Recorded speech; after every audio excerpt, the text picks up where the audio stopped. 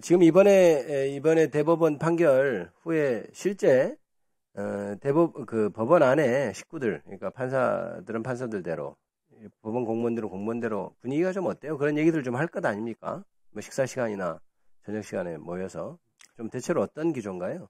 뭐 현장에 계시는 민원을 상대하시는 분들은 되게 많이 힘들다고 이야기를 해요. 왜냐면은 네. 뭐 이 현장에 법원 공무원을 있어 보면 어떤 이야기를 우리 국민들도 제일 많이 듣냐면은 왜 좀 빨리 안 해주냐. 심지어는 내가 이혼 소송을 제기했는데 저 신랑하고 법정인관계로 좀 빨리 마무리 좀 시켜주라. 두 당사자가 합의하고 있는데 왜? 빨리 해달라는 게 민원이죠. 그렇죠. 네. 그런데 엄청나게 빨리 했어요. 대법원 사건을. 이번에 이게 가능하잖아. 이번에 그러면은. 이재명 공직사무 위반 이게 가능하다는 거잖아. 네. 그러면 가능하다는 걸 보여줬네요. 법원에서. 지방법원에서 그러면 고등법원에서 내 사건 빨리 처리 안 하냐 이 말이에요. 왜 내 사건은 빨리 처리 안 해주느냐. 그런 민원을 지금 시달리고 있다는 건가요? 그리고 플러스 네. 이 법원 공무원 사업부에 대한 신뢰가 없기 때문에 직원들이 어떤 이야기를 해줘도 믿지를 못해요. 아, 이제 믿지 않는군요. 규정상이 이렇다. 이걸 네. 못 믿는다고요. 그러면 이제 법원 내부의 직원들이나 이런 분들이 이것 때문에 사업부 신뢰가 무너졌다 이렇게 3, 4, 5 모여서 이제 우리 공무원들끼리 나누는 대화는 좀 어떤가요? 분위기가? 뭐 온도 차이가 좀 있기도 하지요. 각자의 그 정책인 지향에 따라 논의 차이는 좀 있나요? 예, 네. 그 차이는 있긴 합니다. 네. 근데 주 의견은 이렇다고 봅니다. 사업부에 지금 대법원 조희대 대법원장이 앉아 있는 상태에서는 사업부 신뢰를 회복하기 힘들다. 뭐 정책인 지향과는 별개로 이런 상황에서는 조희대 대법원장이 사업부 신뢰를 이끌어갈 수 있겠냐 이런 의견이 많죠. 그거하고 정치적으로 뭐 여당을 지지하고 민주당도 지지하고 정치적인 이런 문제는 아니지 않습니까? 네, 그렇죠. 예. 저 PPT 좀 띄워볼까요? 네.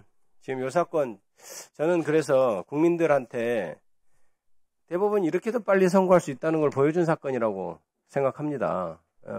이제 예외가 되지 않고 좋아요. 지금까지 그런 사례가 없었으면 지금부터 그렇게 하십시오. 대법원. 자, 보실까요? 3월 26일 날 항소심 무죄가 났어요. 검찰이 다음날 상고장을 제출합니다. 바로 다음날. 그러니까 그 다음날 그 항소심에서 대법원에 소송 기록이 송부됩니다. 본부장님, 이렇게 상고되고 다음날 기록이 가는 경우가 있습니까? 지금까지 본 적 있어요? 이렇게 하기가 힘들어요. 실무진이 움직여야 되는데. 실무진이 다 지금 도장 받고 증인신문 줘서 승인 녹취록 도장 받고 이거 다 하려면 사실상 한 1, 2주 걸리잖아요. 그러니까 기본적으로 이런 것만 보더라도 이거는 다른 뭔가 있는 거예요. 지금 한 번도 그런 적이 없다고 말씀하실 수 있죠. 예. 자, 계속 봅시다. 그 다음에 4월 10일입니다. 검찰이 상고이수를 제출하는데 검찰도 굉장히 서두르네요.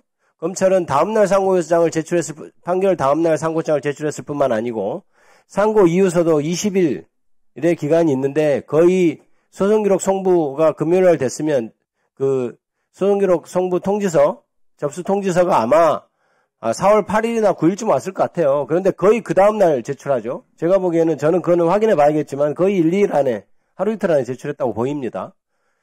이것도 검찰도 굉장히 누구와 지금 호흡을 맞췄는지 모르지만 굉장히 빨리 지금 진행하고 있어요. 보통 20일이면 검사들이 다른 일로 바쁘니까 한 10일 정도 지난 다음에 그때부터 슬슬 쓰기도 하고 이렇거든요. 사실은 20일만 지키면 되니까. 자, 봅시다. 그리고 그로부터 4월 21일 날 이제 이재명 피고인 쪽에서 답변서 내니까 답변서 제출하자마자 바로 다음날 소부에 회부되고 그날 바로 전원합의 체배됐죠. 이런 사례 본 적 있습니까? 없습니다. 전혀 없죠. 자, 그 다음에 4월 24일 날 두 번째 전원합의체 합의기를 한 다음에 바로 5월 1일 선고했습니다. 그죠? 자, 36일 만에 파기환송심 결정이 났잖아요. 이런 일이 없죠. 자, 근데 대법원은 그런 능력을 보여줬죠. 유일하게 역사상 처음으로 피고인 이재명 공직선거법 사건에서 상고심에서 36일 만에도 판결을 내릴 수 있다. 그것도 전원합의체 판결을. 기록을 6만 페이지 이상 되는 기록에 대해서 36일 만에 우리는 선고할 수 있다는 아주 울트라 능력을 보여줬습니다. 자, 그러면 국민 개개인한테도 이런 잣대 그대로 적용해서 36일 만에 이제 판결할 수 있겠네요. 맘만 먹으면. 앞으로 그걸 기대할 수 있겠네요. 본부장님 어떠세요? 그렇게 해야 안 되겠습니까? 그렇게 해야 되겠죠. 자, 그럼 그 다음날 파기환송 된 다음에 5월 1일 파기환송 돼서 그 다음날 환송심에 기록이 바로 그날 송부됐어요. 가능합니까? 불가능합니다. 불가능하죠. 일반 송달이 아닌 집행한 송달이었습니다. 그러니까요. 제가 그걸 여쭤보는 건 이게 우편으로 기록을 아예 들고 갔네요. 다음날 보니까 기록을 들고 갔어요. 네.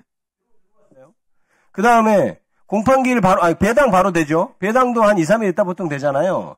그것도 제가 보기엔 처음이고. 그 다음에 공판기일 바로 정하죠.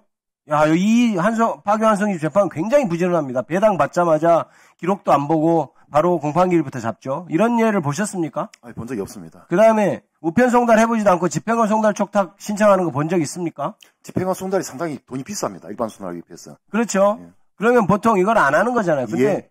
그거 해보지도 않고 집행관 송달을 촉탁한 것은 이거는 말이 안 되는 것 아닙니까? 의도가 있었다고 봅니다. 그래서 제가 대법원의 판결을 존중해라 이렇게 얘기하면 안 되고 대법원이 한 짓을 생각해야 되는 거예요. 보십시오.